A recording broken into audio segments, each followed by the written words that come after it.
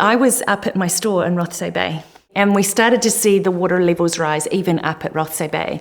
And I headed home to my whānau, and they were all in the back garden, swimming around thinking, this is hilarious, it's not going to be anything. And within minutes, we had heard a crack further up from our property, and then things changed rapidly.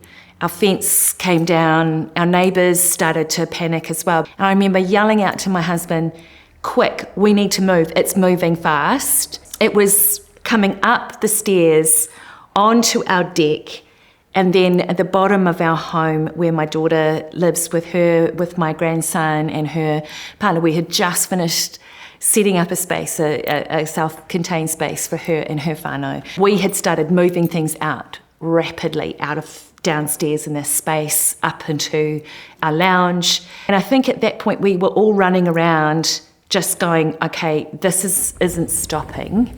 We've done what we've needed to do, but our community is already starting to flood. In our community, Murray's Bay, people pitch in. And that's what I love.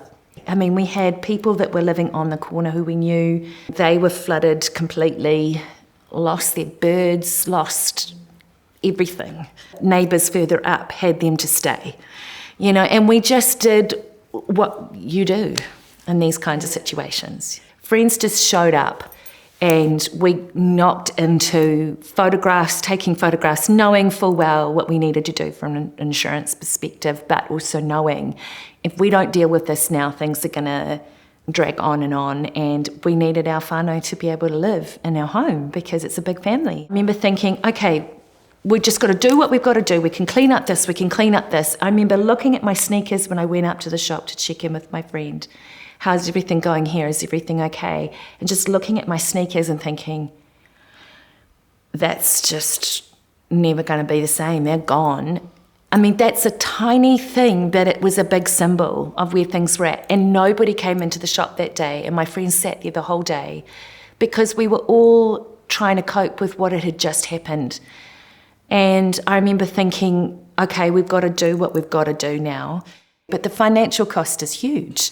And that's what ended up shifting things dramatically for me with my little store. I sold on behalf of local artists, local creatives. I didn't own anything in there, but everything we sold on behalf of.